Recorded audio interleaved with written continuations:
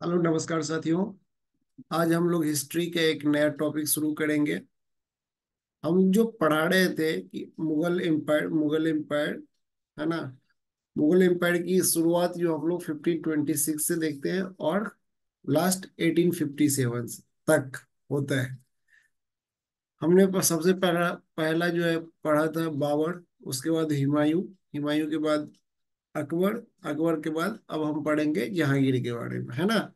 तो सबसे पहले हम लोग शुरू करते हैं किसके बारे में? जहांगीर के बारे में।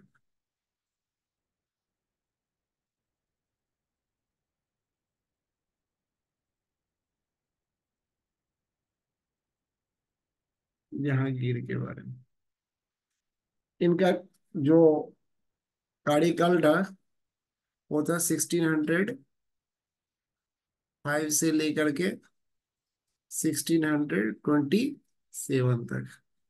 ठीक है। जो इनका जन्म हुआ था यानी कि बर्थ, बर्थ कब हुआ था? 30 अगस्त 1569 को। और इनका डेथ जो हुआ था वो हुआ था 28 अक्टूबर 1627 ईस्वी को। इनके फादर का नाम था, एक क्रम में हम पढ़ाते आ रहे हैं तो हम जानते हैं कि इसके फादर का नाम क्या था। अकबर था। और इनकी जो मदर थी, मदर का नाम क्या था? मरियम उज्जवानी। मरियम उज्जवानी।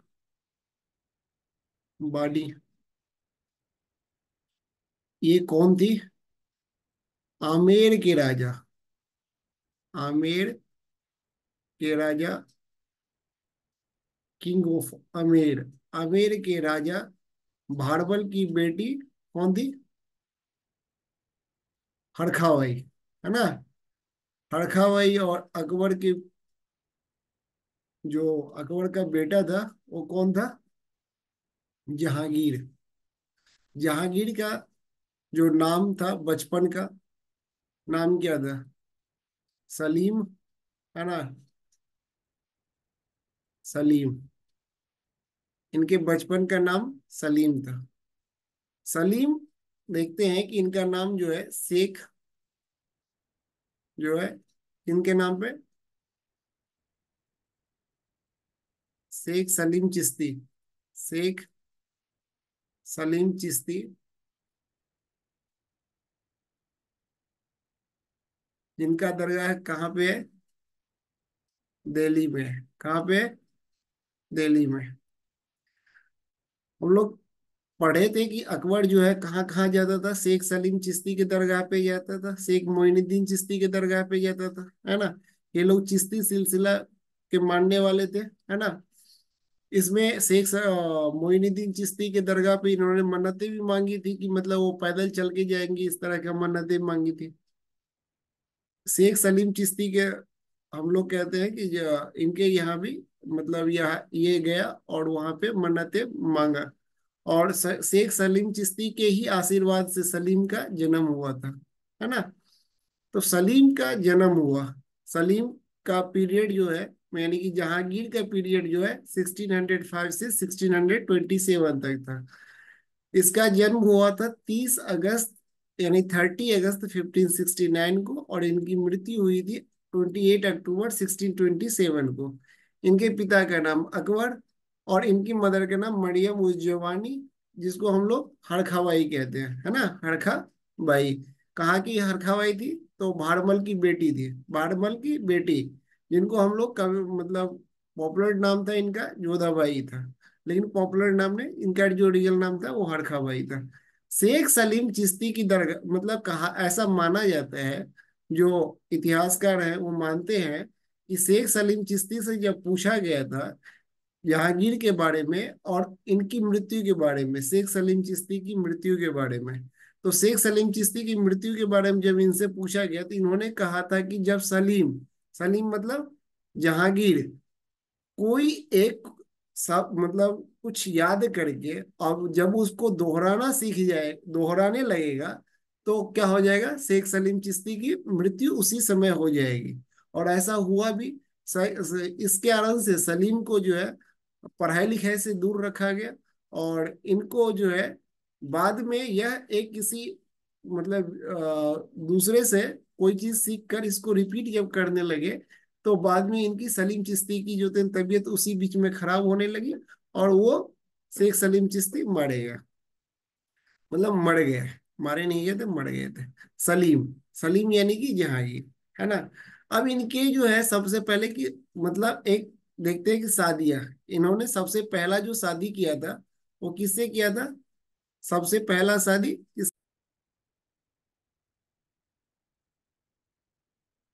इसमें हम देखते हैं कि अकबर का जो ये था, ये सबसे, अकबर का सबसे बड़ा पुत्र था कौन, सलीम था, है ना।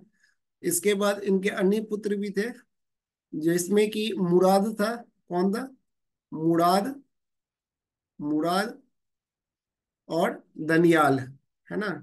मुराद और दनियाल, है ना। ये सब भी इनके क्या थे, छोटे बेटे थे। यानी सबसे बड़ा कौन था, सलीम था, है ना। जिसको बाद में किस नाम से जाना गया, जहांगीर के नाम से जाना गया। जो इसने पहला जो शादी किया था वो 16 ईयर्स में किया था। कब किया था, 16 ईयर्स में किया था। और किससे किया था, तो मान बाई से किया था, मान बाई। मान बाई कौन थी, तो मान बाई थी, अभी हम लोग देखे थे भारमल, आमेर के राजा कौन थे, भारमल। भारमल की बेटी थी हरखाबाई, है ना। तो इनसे इनका विवाह हुआ था अकबर के साथ। अब आते हम लोग, जो भारमल का बेटा था वो कौन था, भगवान दास, यानी कि भगवान दास, भगवान दास। तो भगवान दास की जो बेटी थी, यानी भगवान दास का, भगवान दास की बेटी कौन थी, मानबाई। और इनका जो, ये तो इनका फादर हो गया, कौन हो गया, फादर। और इनका एक ब्रदर भी था,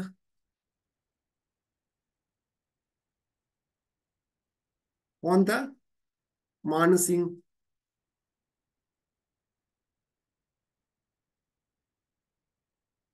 मान सिंह, है ना। कब हुआ था शादी, 1585 में हुआ था, है ना। सेकंड इन्होंने जो शादी की थी वो उदय सिंह की बेटी थी, उदय सिंह की पुत्री, है ना, जगत गोसाई। उदय सिंह, उदय सिंह की पुत्री जगत गोसाई, जगत गोसाई, गोसाई थी, है ना। उदय सिंह की पुत्री कौन थी, जगत गोसाई थी, है ना। और जगत गोसाई और सलीम यानी जहांगीर का जो बेटा था वो कौन था, खुर्रम था, कौन था, खुर्रम। और जो ये मानबाई थी, मानबाई और जगह जहाँ मतलब जो है जहांगीर का जो बेटा का नाम था वो था खुसरो, क्या था, खुसरो।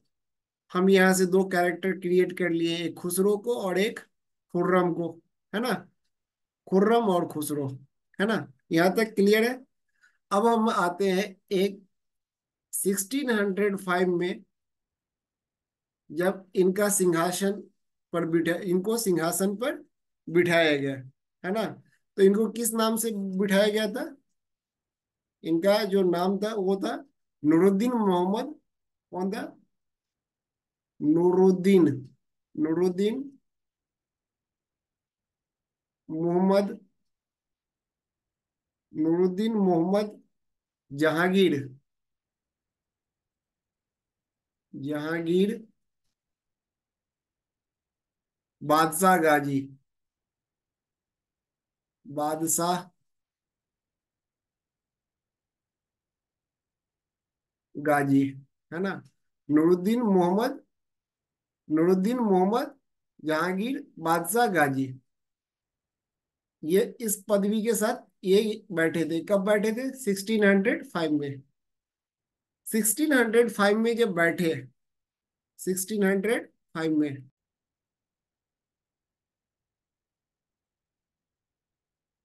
इसमें देखते हैं कि 1605 में मोहम्मद, है ना, नूरुद्दीन मोहम्मद जहांगीर बादशाह गाजी, नूरुद्दीन मोहम्मद जहांगीर बादशाह गाजी के नाम से जो होते हैं पदवी धारण करके सिंहासन पर बैठे। 1606 में, 1606 में खुसरो ने, किसने? खुसरो ने किसके किसके सर पे? एक थे इनके मामा, मामा कौन था? मान सिंह, मान सिंह। और दूसरा इसका जो है ससुर था, कौन था? मिर्जा अजीज कोका, मिर्जा, मिर्जा अजीज कोका, मिर्जा अजीज कोका।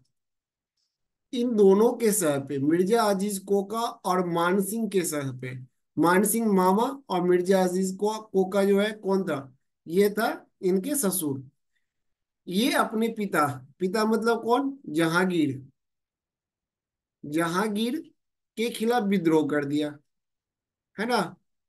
जहांगीर के खिलाफ विद्रोह कर दिया। कब किया था? 1606 में।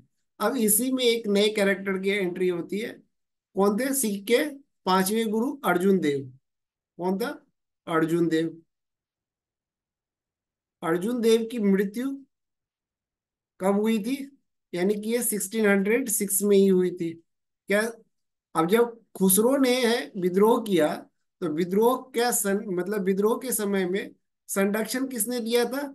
अर्जुन देव ने दिया था। अर्जुन देव ने जैसे ही संरक्षण दिया था, तो इसने यानी कि जहांगीर जब है अर्जुन देव के पास गए और उसने कहा था कि आप क्या हैं? आप संत इंसान है, आपके ना तो कोई अमीर और ना गरीब, आपके लिए तो सब बराबर है। आपने है खुसरो यानी कि जो मेरा विद्रोही है, उसको आपने शरण कैसे दिया? उसको आपने पैसे कैसे दिए? तो इस पे अर्जुन देव ने कहा था कि अगर मैं उसे पैसे नहीं देता तो लोग हमें धिक्कारते, क्योंकि लोग कहते कि हम तो गुरु नानक जी के जो थे शिष्य कहलाने के लायक ही नहीं थे। क्योंकि वो क्या था? वो एक मतलब राह पे था, राही था। राही मतलब हम लोग कहते हैं कि वो, इन्होंने अर्जुन देव ने जो कहा था, है ना। तो इसके चक्कर में क्या कहा था कि मतलब वो आपका विरोधी था इसलिए उसको मैंने पैसे नहीं दिया था। वो एक सिर्फ क्या था? वो सफर पर जा रहा था इसलिए मैंने उसको क्या किया? पैसे दिया था। किसने कहा था? अर्जुन देव ने। इसमें बाद में अर्जुन देव को यानी कि सिख के पांचवें गुरु को जहांगीर ने ले जाकर कैद कर लिया। बाद में इसको मतलब क्या कर दिया? मरवा दिया था। तो अर्जुन देव की कहानी मतलब है, ये 30 मई को, यानी 30 मई 1606 को ये मारे गए अर्जुन देव जी, है ना।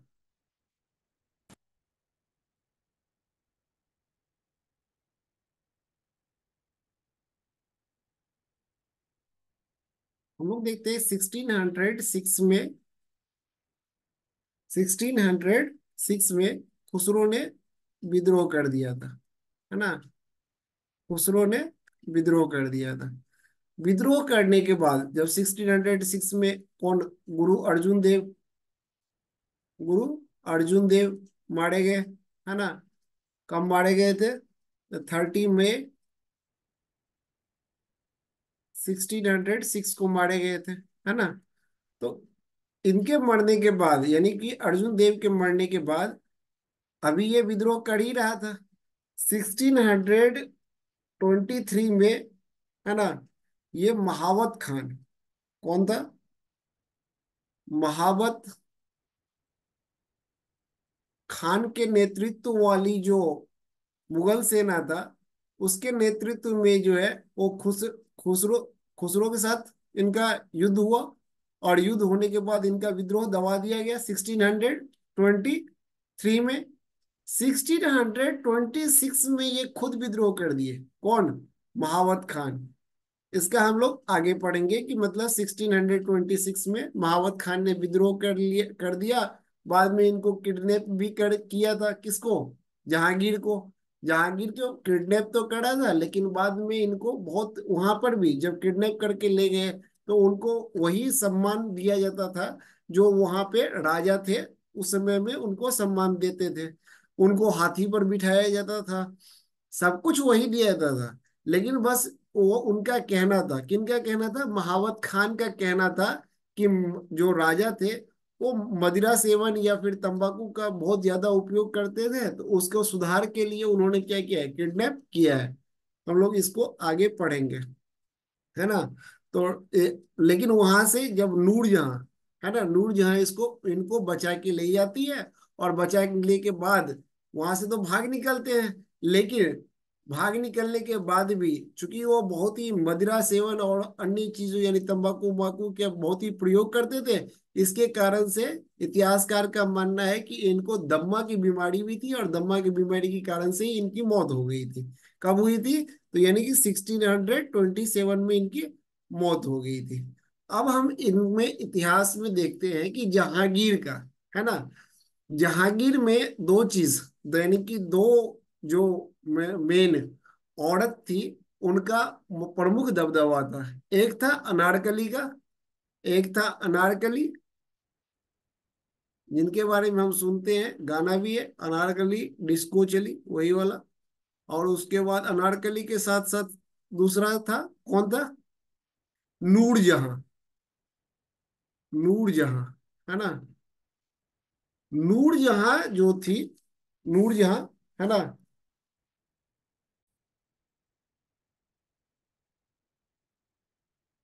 नूरजहां का जो है मेन नाम क्या था, मेहरुनिशा। मेहरुनिशा, मेहरुनिशा मतलब होता है खूबसूरत महिला। इसका मतलब होता है खूबसूरत, है ना, खूबसूरत महिला, मेहरुनिसा। मेहरुनिसा मतलब खूबसूरत महिला। ये जो थी वो कौन, कहाँ की थी, ये अफगानिस्तान कंधार की थी, है ना। बहुत ही अच्छे खानदान में इनका जन्म हुआ था। 1577 में इसका जन्म हुआ था। कब हुआ था, 1577 में, है ना। जन्म होने के बाद जब यह कितने साल की थी, यानी कि 16 की थी, तब इनका पहला शादी हुआ था। ये अफगानिस्तान में ही इनकी शादी हुई थी। अच्छे जो है उस समय में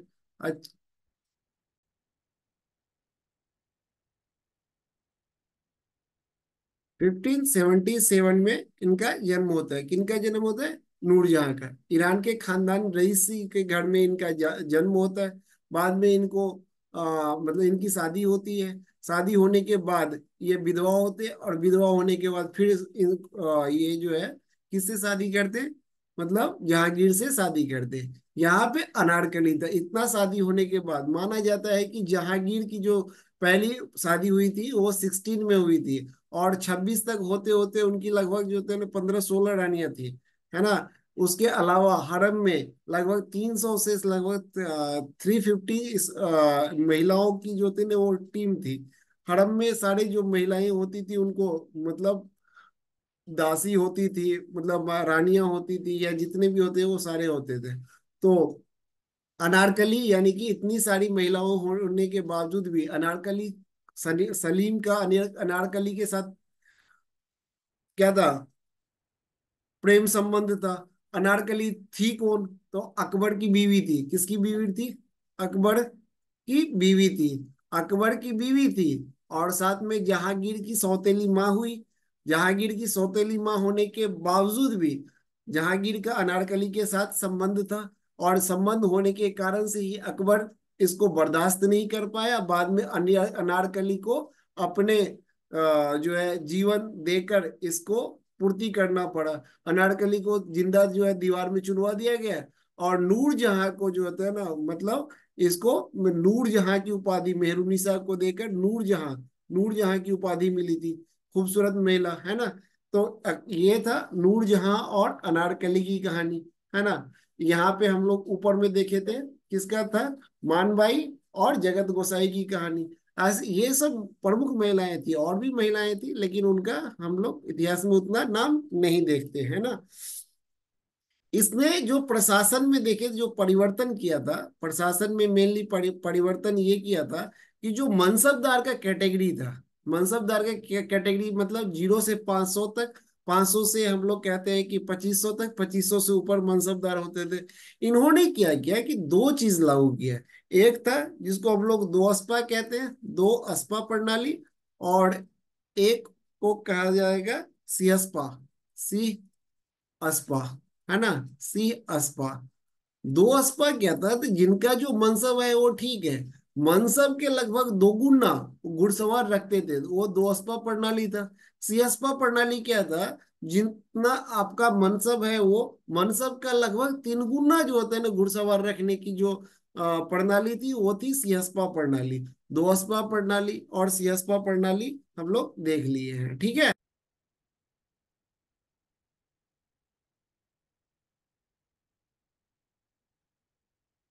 हम लोग देखते हैं कि यहाँ पे 1615 ईस्वी में, 1615, 1615 ईस्वी में, 1615 में राजा कौन, एक हम लोग देखते थे सबसे पहले 1576 में, 1517,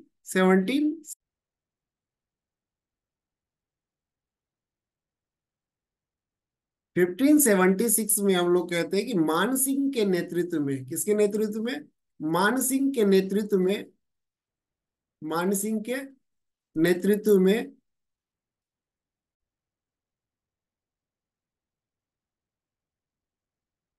मान सिंह के नेतृत्व में मुगल सेना जो है किससे लड़ाई किया था, राणा प्रताप से। किससे लड़ाई किया था, ये मान लीजिए राणा प्रताप से, है ना।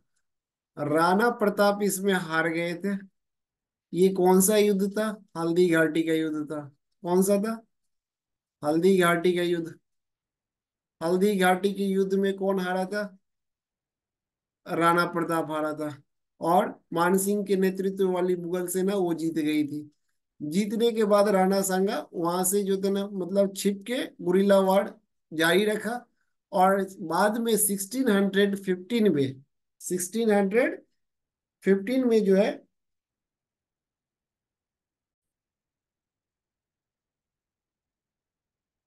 1576 में जो है मानसिंह के नेतृत्व में मुगल सेना किसके साथ लड़ाई किया था, राणा प्रताप के साथ लड़ाई किया था। राणा प्रताप इसमें हार गया था। और हारने के बाद 1615 में राणा, कौन है, राणा अमर सिंह, राणा अमर सिंह, राणा अमर सिंह किसकी संधि, चित्तौड़गढ़ की संधि, है ना। किसकी संधि, चित्तौड़गढ़ की संधि। चित्तौड़गढ़ की संधि किसके साथ किया, मुगल, मुगल के साथ किया। मुगल मतलब किसके साथ, जहांगीर के साथ किया। और जहांगीर की अधीनता स्वीकार कर लिया। किसने किया था, राणा अमर सिंह ने। अधीनता स्वीकार करने के बाद जो है उनको, यानी कि जो है जहांगीर ने उनकी सारी साम्राज्य मतलब जो भी उनकी संपत्ति थी वो सारी लौटा दिया। बस इसके शर्त के साथ कि वो चित्तौड़ की जो किला है उसका वो क्या करेगा, मतलब किलाबंदी नहीं करेगा। यानी चित्तौड़गढ़ की किला जो दुर्ग की किलाबंदी न करने की शर्त पे उनको समस्त भूभाग जो होते हैं ना वापस कर दिए। किसको किया था, राणा अमर सिंह को। हम लोग 1615 की कहानी समझ गए। 16, ये मेजर पार्ट्स है इसका कि 1615 में राणा अमर सिंह ने किसके साथ संधि किया था, जहांगीर के साथ संधि किया था। 1576 में मानसिंह के नेतृत्व में 5,000 प्लस वाली सेना हल्दी घाटी में राणा प्रताप के साथ युद्ध किया था, और राणा प्रताप इसमें हारा था। उसके बाद हारने के बाद छुपकर यानी गुरिल्ला वार जारी रखा किसने, राणा प्रताप ने। और 1615 में आके राणा अमर सिंह ने चित्तौड़गढ़ की संधि की। चित्तौड़गढ़ की संधि के साथ ही जहांगीर की अधीनता स्वीकार कर लिया। और चित्तौड़गढ़ की यानी कि संधि के साथ उन्होंने क्या किया, अपना यानी कि उनकी अधीनता स्वीकार करने के साथ ही वो जो भी उनके भूभाग थे किनका, राणा अमर सिंह का, वो वापस देने का इस शर्त पे कि चित्तौड़गढ़ की जो किला है उस पे, यानी जो दुर्ग है उस पे किलाबंदी ना किया जाए। इसके शर्त के साथ उनको पूरा भूभाग वापस लौटा दिया था। ठीक है।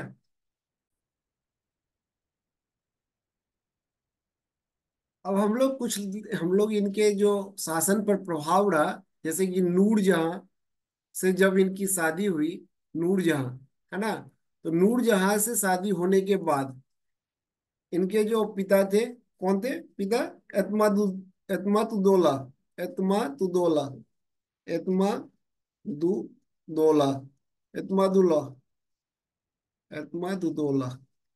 इनकी जो यानी कि यह मिर्जा गियास बेग इसको कहते हैं, क्या कहते हैं? मिर्जा गियास बेग। कौन था? नूर जहां के पिता थे, बेग, है ना। दूसरा इनकी माता थी, कौन थी? असमत बेगम, असमत बेगम।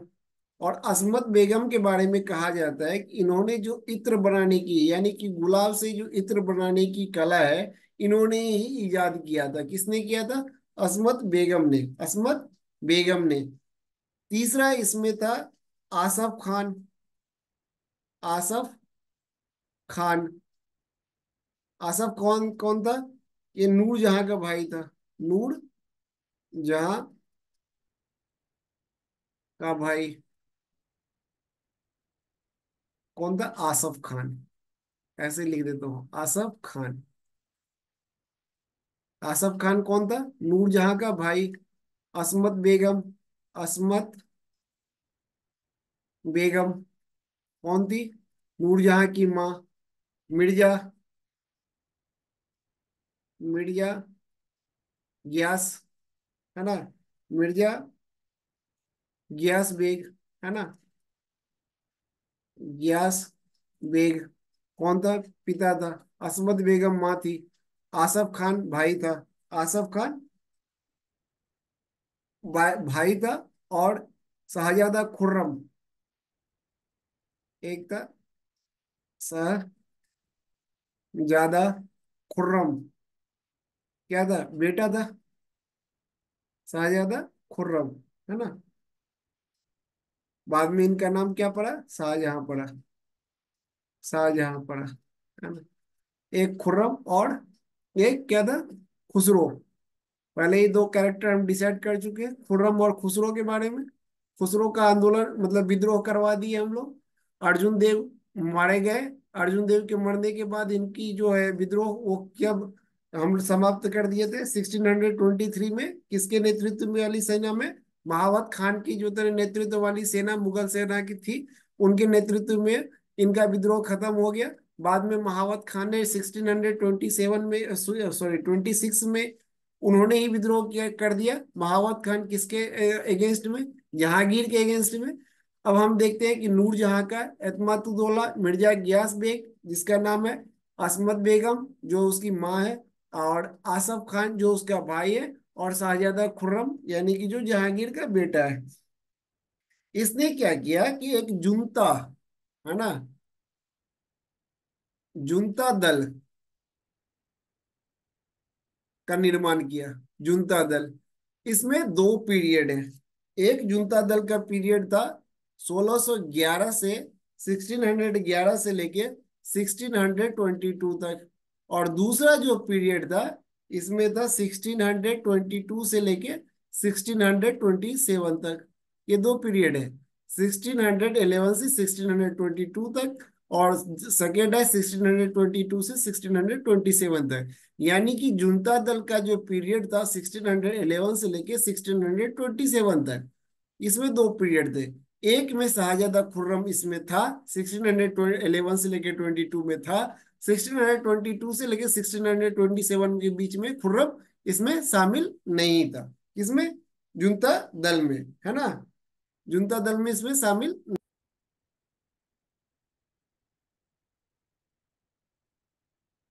एक हम लोग देखते हैं कि इनके जो दरबार में है, जहांगीर के दरबार में कौन कौन आया था, है ना। फर्स्ट हम लोग देखते हैं कि William Hawkins, William William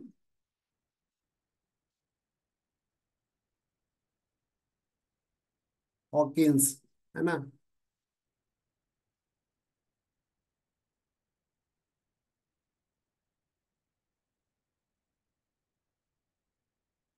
William Hawkins था। हॉकिंस कब आया था? विलियम हॉकिंस कब आया था? ये आया था 1608 से लेके 1611 तक, है ना। ये किसके दरबार में आया था? जहांगीर के दरबार में आया था। ये कौन था? ईस्ट इंडिया की कंपनी के द्वारा भेजा गया प्रथम राजदूत था। ईस्ट इंडिया कंपनी के प्रतिनिधि के रूप में मुगल दरबार में क्या हुआ था? उपस्थित हुआ था। और वह पहला अंग्रेज था। वह पहला अंग्रेज था ईस्ट इंडिया कंपनी के, जो ईस्ट इंडिया कंपनी के राजदूत यानी कि प्रतिनिधित्व के तौर पे आया था। कब आया था? 1608 में आया था, है ना। इससे पहले हम लोग कहते हैं कि मतलब जो है एक बाद में आया था। कौन था? और एक बात, जो विलियम हॉकिंस था, ये आया था 1608 में, है ना। से लेकर 11 तक रहा था विलियम हॉकिंस। ये क्या था? ईस्ट इंडिया कंपनी के प्रतिनिधि था, यानी कि राजदूत था। और इनको किसका? इंग्लिश खान की उपाधि मिली थी। किस चीज की उपाधि मिली थी? इंग्लिश खान की उपाधि मिली हुई थी, है ना, विलियम हॉकिंस को, है ना। इंग्लिश खान की उपाधि मिली हुई थी। बाद में ये यह मतलब इनको यानी कि विलियम हॉकिंस को अर्मेनिया की, किसकी? अर्मेनिया की, अर्मेनिया के एक स्त्री से इनका विवाह करवा दिया गया, विलियम हॉकिंस को, है ना। और उसके बाद जो विलियम हॉकिंस के बाद दूसरा जो था, वो कौन था? Sir Thomas Roe. कौन था? सर थॉमस रो था, है ना। Sir Thomas Roe. इसको हिंदी में लिखेंगे तो क्या लिखेंगे? सर थॉमस रो, है ना। कब से कब तक? यानी 1615 से लेके 19 तक, है ना। ये किसके द्वारा भेजा गया था? तो ये भेजा गया था राजा जेम्स प्रथम के द्वारा। किसके द्वारा? राजा जेम्स, राजा जेम्स प्रथम, हिंदी वाले ऐसे लिखेंगे। और ये किंग जेम्स फर्स्ट के द्वारा ये भेजा गया था। इससे पहले हम पढ़ चुके हैं कि एलिजाबेथ जो प्रथम थी, वो किसके यानी कि हम लोग किसके समय में? अकबर के समय में पढ़े थे, है ना। तो अब हम लोग कहते हैं कि सर थॉमस रो जो था, वो कब था? 1615 से लेके 19 तक। किसके? राजा जेम्स प्रथम जो है इनको भेजा था, सर थॉमस रो को भेजा था। ये इनके दरबार में आए थे। सर थॉमस रो मतलब जो है किसके दरबार में? जहांगीर के दरबार में आए थे। और यह कहाँ मिले थे? 1616 में अजमेर में मिले थे। कहाँ मिले थे? अजमेर में जहांगीर से मिले थे। अजमेर के दरबार में यह उपस्थित हुआ था। बाद में इनको मांडू और अन्य जगहों पर ये किसके साथ? बादशाह के साथ घूमे।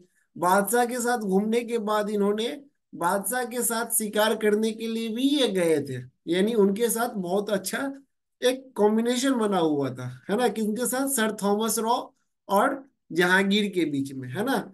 तो जहांगीर जो है मतलब अब क्या कहते हैं, एक फरमान लेके गया था। कब गया था? 1619 में। किसका फरमान लेके गया था? जहांगीर का फरमान लेके गया था। किसके पास गया था? किंग जेम्स फर्स्ट के पास। की मतलब अब जो है संबंध किसके साथ? इंडिया के साथ ऐसे ही रहेगा, मतलब अच्छा संबंध रहेगा, ठीक है। वह आगरा में एक वर्ष रहा भी था, ठीक है। वह आ- आगरा में एक वर्ष रहा भी था। शाहजहां के काल में जो है पीटर मुंडी जो है वो आया था। वो ब्रिटेन का यात्री था, ब्रिटेन का यात्री था। उसने जो है एक बहुत अच्छा किताब भी लिखा था, जिसका नाम था जहांगीर, जहांगीर से India, Jahangir India the remonstrate Remonstrantie of Francisco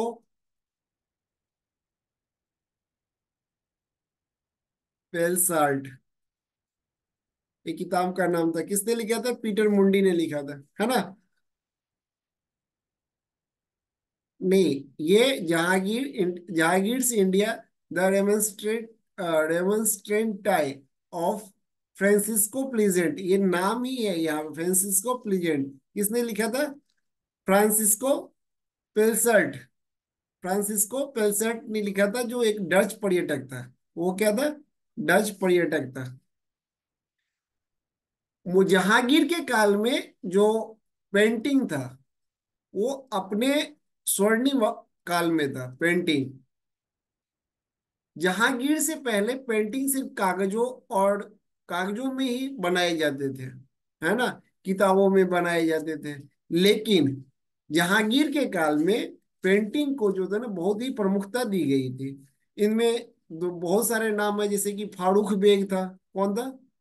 Farooq bag, है ना? फारूक बेग के बाद दौलत मंसूर था।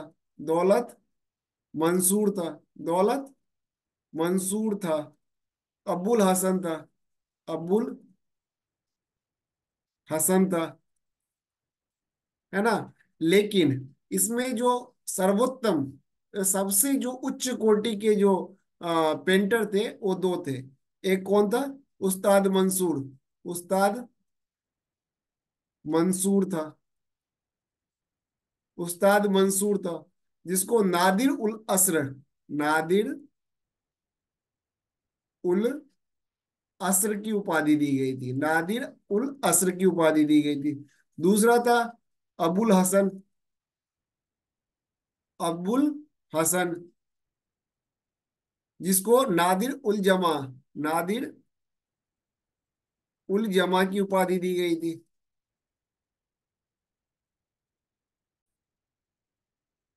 उस्ताद मंसूर, है ना? एक था उस्ताद मंसूर, दूसरा था अबुल हसन।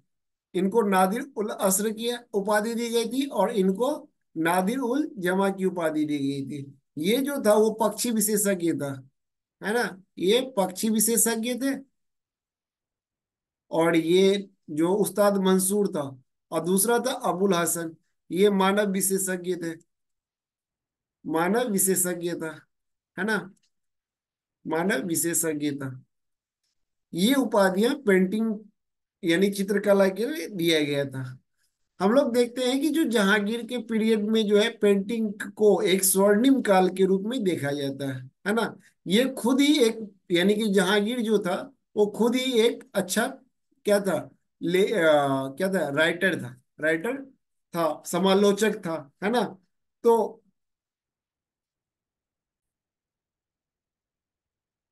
हम लोग देखते हैं कि इसमें, हम लोग देखते हैं कि वास्तुकला में जो है, सबसे पहले एक तो हम लोग देखते हैं कि एतमातुद्दौला के मकबरा है ना? किसने बनवाया था? नूरजहां ने बनवाया था। किसका जो मकबरा, एतमातुद्दौला का मकबरा किसका है ना? तो नूरजहां के जो पिताजी थे, नूरजहां के पिताजी कौन थे? मिर्जा गया शेख। मिर्जा गया शेख के जो है मकबरा है, एतमातुद्दौला का मकबरा। उसमें सबसे प्रमुख जो चीज है, वो संगमरमर के बनाया गया है। और उसमें जो है, वो क्या किया गया है कि मतलब, वो संगमरमर के, उसमें सजावट, हम लोग कहते हैं कि उसमें एतमातुद्दौला का मकबरा में है। एतमातुद्दौला का मकबरा गियास शेख मिर्जा की, या मतलब के लिए बनवाया गया था। गियास शेख मिर्जा कौन था? नूरजहां का पिताजी था। और नूरजहां के पिताजी के मकबरे में सारे संगमरमर का यूज किया गया, और संगमरमर के साथ साथ उनको जो है पित्रा, हम लोग कहते हैं पित्रा दोरा का प्रयोग करके सजावट हेतु क्या किया गया है। इसमें पहली बार प्रयोग किया गया था, किसमें? एतमाद-उद-दौला का मकबरा में। एक और वास्तुकला है जिसमें गोविंद महल है। क्या है? गोविंद महल। गोविंद महल कहाँ पे है? तो ये दतिया, यानी कि मध्य प्रदेश में है। किसमें? दतिया में स्थित है। ये 7 मंजिला महल है, ठीक है? इसका निर्माण जो है कब हुआ था? 1614 में हुआ था। और कौन किया था? राजा वीर सिंह, राजा वीर सिंह देव, राजा वीर सिंह देव ने किया था। राजा वीर सिंह देव ने ईंट और पत्थरों से करवाया था।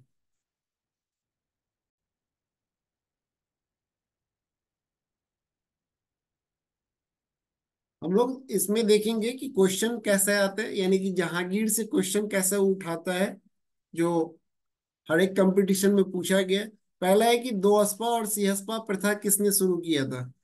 तो जैसा कि मैंने बताया था कि जहांगीर ने दोअस्पा और सिहस्पा प्रणाली शुरू किया था, जिसमें कि मनसब, जो मनसब होता था, जैसे कि मान लीजिए आपके पास 500 का मनसब है ना? 500 का मनसब है तो आप जो है दोअस्पा प्रणाली में 1000 घुड़सवार रख सकते थे और सिहस्पा प्रणाली में 1500 घुड़सवार रख सकते थे। नेक्स्ट क्वेश्चन है, मुगलों एवं मेवाड़ के राणा के मध्य चित्तौड़ की संधि किस शासक के शासनकाल में हस्ताक्षरित हुई थी? तो ये चित्तौड़गढ़ की संधि हुई थी वो राजा, मतलब राणा अमर सिंह के बीच में। राणा राणा प्रताप और राणा अमर सिंह के बीच में हुआ था। किसके? चित्तौड़गढ़ की संधि हुई थी। कब हुई थी? 1615 में हुई थी। राणा अमर सिंह और जहांगीर के बीच में हुआ था, है ना? तो राणा अमर सिंह और जहांगीर के बीच में चित्तौड़गढ़ की संधि हुई थी। और ये किस शर्त के अनुसार उनको, यानी कि राणा अमर सिंह को सारे भूभाग्य उनको वापस कर दिया था कि आप जो है चित्तौड़गढ़ की जो किला है उस पे, मतलब चित्तौड़गढ़ का जो दुर्ग है उस पे किलाबंदी नहीं करेंगे। इसके शर्त के अनुसार उनको सारे भू राजस्व वापस, सारे मतलब स्वामित्व जो है उनको वापस दे दिया गया था। नेक्स्ट क्वेश्चन है, ईस्ट इंडिया कंपनी ने जहांगीर के दरबार में पहले निम्न में से किसे भेजा था? अब ईस्ट इंडिया कंपनी ने किसको भेजा था? तो विलियम हॉकिंस को भेजा था। और जो किंग्स प्रथम थे उसने को किसको भेजा था? थॉमस रो को भेजा था, है ना? तो विलियम हॉकिंस कब आया था? 1608 में आया था और 1611 तक रहा था, है ना? उनको 400 का मनसब भी किसने दिया था? जहांगीर ने दिया था। जहांगीर ने जो है अर्मेनिया की एक महिला से उनकी शादी भी करवा दिया था और उनको उपाधि दिया गया था, इंग्लिश खान का उपाधि दिया गया था, है ना? नेक्स्ट जो क्वेश्चन है, नेक्स्ट क्वेश्चन में हम लोग के देखते हैं कि निम्नलिखित में से कौन सा जहांगीर के दरबार में ब्रिटिश शासक जेम्स प्रथम का राजदूत था? जेम्स प्रथम का राजदूत था। कौन था जेम्स प्रथम? टॉमस रो, है ना? नेक्स्ट क्वेश्चन हम लोग कहते हैं, निम्नलिखित में से अंग्रेजों में किसे जहांगीर ने खान की उपाधि दिया था? अभी क्या मतलब बताया था, यहीं पे हम लोग कहते हैं कि विलियम हॉकिंस, हम लोग विलियम हॉकिंस को ही जो है किसका इंग्लिश खान की उपाधि दिया गया था।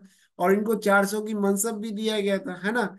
अगर हम लोग कहते हैं दोस्पा प्रणाली से करें तो ये 800 घुड़सवार रख सकते थे। और सियस्पा प्रणाली में हम लोग देखते हैं कि इनको 1200 का लगभग घुड़सवार रखने की इजाजत होती थी। निम्नलिखित अंग्रेजों, और ये तो हो गया, मुगल सम्राट जहांगीर ने निम्न में से किसे इंग्लिश खान की उपाधि दी थी? विलियम हॉकिंस को दिया था। अर्मेनिया की एक महिला से उनकी शादी भी करवा दिया था, है ना? ब्रिटिश राजदूत के रूप में सर थॉमस रो भारत आया था शासन काल में। किसके शासन काल में आया था? कौन आया था? हम लोग कहते हैं कि ये Thomas Roe. Sir Thomas Roe को किसने भेजा था? किंग्स प्रथम ने, किंग जेम्स प्रथम ने भेजा था, है ना? किसने के दरबार में आया था? जहांगीर के दरबार में आया था। किस मुगल शासक के समय में सर थॉमस रो भारत आया था? जहांगीर के दरबार में आया था। इंग्लैंड के जेम्स प्रथम के राजदूत सर थॉमस रो किस वर्ष भारत आया था? 1615 में आया था और लगभग ये 1699 तक रहा था। 1619 तक रहा था, लगभग 4 साल रहा था। इसमें ये लास्ट में 1 साल वो आगरा में रहा था। ये जहांगीर के साथ मतलब शिकार पे भी जाता था, से जहांगीर के साथ अन्य जगह पे ये घूमने भी गया था, है ना? बादशाह के शिकार खेलने, उसका के साथ शिकार खेलने भी गया था। और आप एक चीज पढ़ेंगे इतिहास में तो आपको ये पता चलता है कि ये शिकार मतलब जो है बहुत ही शराब पीता था। कौन? जहांगीर, है ना? जहांगीर के शराब पीने के जो है कहानी ये,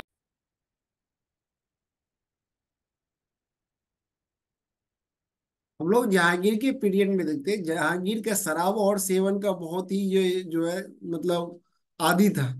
यानी शराब और अफीम जो था ना बहुत ही ज्यादा लेता था। जिसके कारण से इनकी मौत, जो मौत के समय यानी कि जब इनकी मौत हुई थी उस समय में ये बहुत ही बीमार रहने लगा था। और इतिहासकारों के अनुसार इनको जो थे ना दमा की बीमारी भी थी, है ना, दमा की बीमारी थी। तो सबसे पहले, और इनको कहाँ पर दफनाया गया है? अफगानिस्तान में, अफगानिस्तान में दफनाया गया, यानी कि नहीं, पाकिस्तान में। कहाँ पे? लाहौर में दफनाया गया। अफगानिस्तान में किसको दफनाया गया था? तो बाबर को दफनाया गया था। इनको कहाँ पे दफनाया गया? तो लाहौर में दफनाया गया। कहाँ पे? रावी नदी के किनारे पे इनको दफनाया गया है ना। तो सबसे पहले हम लोग ये देखते हैं शराब पीने का। इनका कहानी ये है कि ये शिकार खेलने जब जाते थे तो उस समय में इनको किसी ने कहा था कि मतलब आप जब थक जाते हैं तो थोड़ी सी शराब लीजिए, तो आप जो है ठीक हो जाएंगे। तो इन्होंने जो थे ना जब थोड़ी सी शराब लिया, तो बाद में इनको जब अच्छा लगने लगा तो ये बहुत ही इसके आदी हो गए थे। ऐसा ही होता है, प्रैक्टिकली भी ऐसा होता है कि आपको जब दोस्त थोड़ा थोड़ा देने लगते हैं तो बाद में आप लोग क्या करते हैं, थोड़ा थोड़ा से बहुत ही ज्यादा आदी हो जाते हैं, है ना। तो ये एक प्रैक्टिकली है क्वेश्चन है। सबसे पहले कहते हैं इंग्लैंड के जेम्स प्रथम के राजदूत सर टॉमस रो किस वर्ष भारत आया था? तो 1615 ईस्वी में, यानी 1615 में आया था। और 1619 तक ये रहा था। लास्ट में एक साल ये आगरा में भी रुका था। नेक्स्ट क्वेश्चन है भारत में इंग्लैंड का कौन सा दूत जहांगीर के पीछे अजमेर से मांडू आया था? कौन आया था? थॉमस रो आया था। ये बहुत ही घुमा था, शिकारी भी खेला था इसके साथ। किसके साथ? जहांगीर के साथ। जहांगीर ने थॉमस रो को कहाँ मिलने का अवसर दिया था? अजमेर में दिया था, है ना। नेक्स्ट क्वेश्चन है कि मतलब हम लोग इसमें दिए है चार जो है यात्री दिए हैं, जिसमें कि विलियम हॉकिंस है, रॉल्फ फिंच है, सर थॉमस रो है, निकोलस क्या है, टॉन्टन है ना। तो सबसे पहले विलियम हॉकिंस जो है वो कब आया था? 1608 अगस्त में आया था, 8-9। रॉल्फ फिंच हम लोग कहते हैं फर्स्ट यात्री था। रॉल्फ फिंच फर्स्ट यात्री था, है ना, जो कहाँ आया था? गोवा आया था। कब आया था? 1583 में आया था। सर थॉमस रो था ब्रिटिश राजदूत, मतलब कब कब आया था? 1615 में आया था, है ना। नेक्स्ट क्वेश्चन है एक डच पर्यटक जिसने जहांगीर के शासनकाल का मूल्यांकन विवरण दिया है वह था कौन था? फ्रांसिस्को पेलसर्ट था। इसका मतलब एक किताब भी लिखा था जब मैं बताया था, Jahangir's India, the Remonstrantie of Francisco Pelsaert, है ना। नेक्स्ट क्वेश्चन है निम्न विदेशी यात्रियों में से किसने जहांगीर के शासनकाल में भारत की यात्रा की थी? फ्रांसिस्को पेलसर्ट ने की थी। किस मुगल शासक का मकबरा भारत में नहीं है? किसका नहीं है? ना बाबर का है ना जहांगीर का है। बाबर का कहाँ पे? अफगानिस्तान में है, काबुल में। और दूसरा हम लोग कहते हैं कि इनका जो है, यानी कि जहांगीर का जो है वो लाहौर में है। कहाँ पे? रावी नदी के किनारे है। तो इनका भी मकबरा यहाँ पे नहीं है ना। मतलब इनकी मौत कब हुई थी? तो हम लोग कहते हैं कश्मीर से वापस आते वक्त इनकी मौत हो गई थी, और 28 अक्टूबर 1627 को। और इनको दफनाया गया है, कहाँ पे दफनाया गया? पाकिस्तान में ही दफनाया गया है ना। नेक्स्ट क्वेश्चन हम लोग कहते हैं कि क्या है, सम्राट जहांगीर के कहाँ दफन किया है? लाहौर में दफन किया गया, पाकिस्तान में, जो हम लोग कहते हैं। निम्नलिखित में से किसका मकबरा भारत से बाहर है? तो जहांगीर का भी मकबरा बाहर है और बाबर का मकबरा भी बाहर है। मुगल चित्रकला किसके शासन काल में अपनी पराकाष्ठा पर पहुंची है? मैं आपको बता चुका हूँ कि ये जहांगीर के काल में चित्रकला जो है अपने गोल्डन एज में था। गोल्डन एज में क्या था? और इसने जो है दो, इनके जो प्रमुख चित्रकार था वो उस्ताद मंसूर था और अबुल हसन था। उस्ताद मंसूर को नादिर उल असर, और जो है अबुल हसन को है नादिर उल जमा की उपाधि दिया गया था, है ना। मुगल चित्रकला किसके नेतृत्व में अपने शीर्ष बिंदु पर था? जहांगीर के नेतृत्व में था। निम्नलिखित चित्रकारों में से किसे जहांगीर ने नादिर उल समा की पदवी दी थी? तो अबुल हसन को दिया था, है ना। नादिर उल समा, नादिर उल जमा, है ना। नादिर उल अल असर, नादिर उल समा, और नादिर नादिर उल जमा, और नादिर उल असर। तो नादिर उल जमा जो है वो अबुल हसन को दिया गया था, और नादिर उल असर जो है मंसूर को दिया गया है। अब ये हम देखेंगे जमा, है ना, लास्ट में कहते हैं कि उल जमा, उल जमा किसको दिया गया था? अबुल हसन को दिया गया था। और असर, असर सौ इसमें आता है तो मंसूर को दिया गया था। असर, अस्र मंसूर को दिया गया था, और जमा किसको दिया था, अबुल हसन को दिया था। जहांगीर के दरबार में पक्षियों का सबसे बड़ा चित्रकार कौन था, मैं बता ही चुका हूँ आपको पहले कि जो इसमें था, किसने था, कि दो था। एक हम लोग बता चुके हैं कि कौन था, अबुल हसन था और अबुल मंसूर था। अबुल हसन और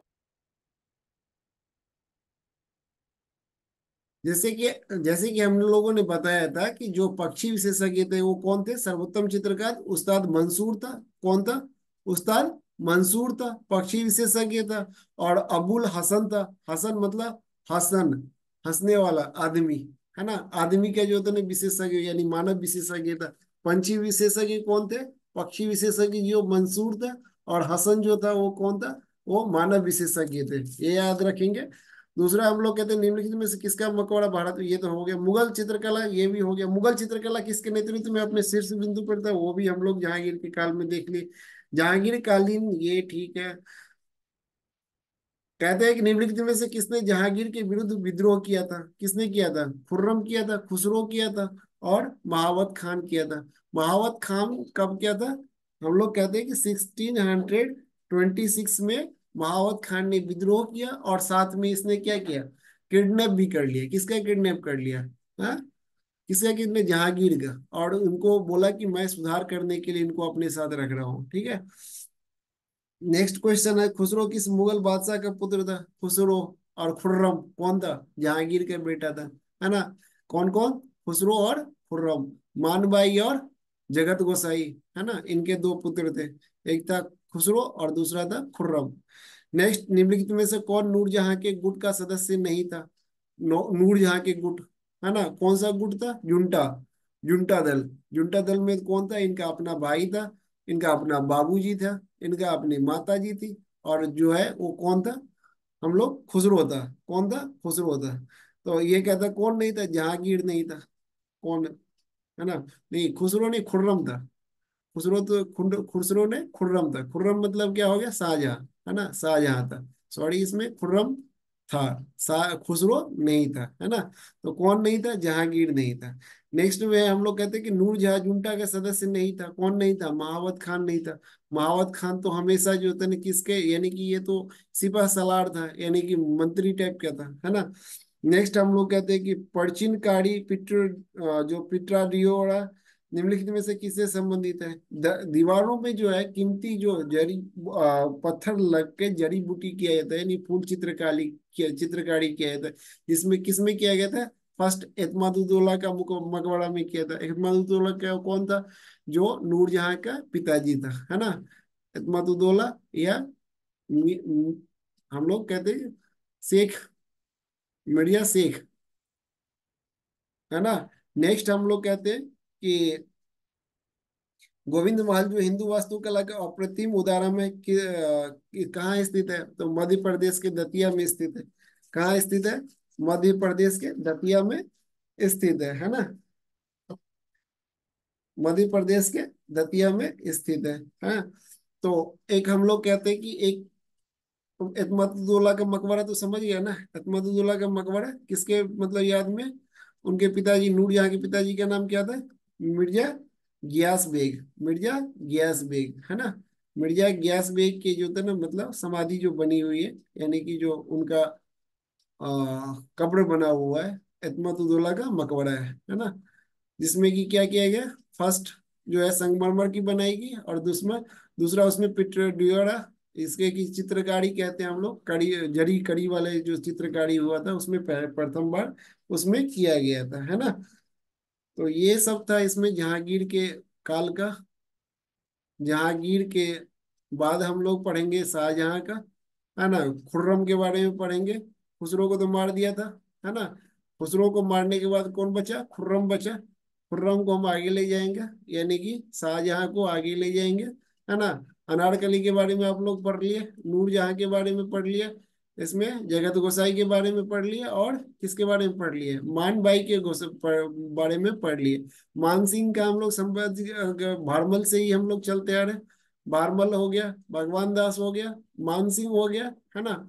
तो इस तरह से आपका जो है इतिहास का एक लिंक बनते जा रहा है, क्योंकि हम लोग देखते हैं कि 1615 में 1615 में राणा अमर सिंह किसके यानी कौन सी संधि की थी?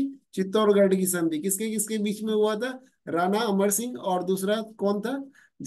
ये कहा जहांगीर था। और जहांगीर और इनके बीच में समझौता हुआ। बाद में उन्होंने अधीनता स्वीकार कर लिया, उनको जमीन दे दिया गया, बस ये कह के कि आप चित्तौड़गढ़ के दुर्ग का जो है किलाबंदी नहीं कीजिएगा। खत्म कहानी। ठीक है। तो जहांगीर के बारे में ये सब सारे क्वेश्चन था और जहांगीर के बारे में ये सब कुछ कंटेंट था। आप लोग पढ़िएगा, चैनल को देखिएगा, चैनल को सब्सक्राइब कीजिएगा, लाइक कीजिएगा और अपने दोस्तों के साथ शेयर कीजिए। ठीक है। आगे हम मिलते हैं, तब तक के लिए जय हिंद।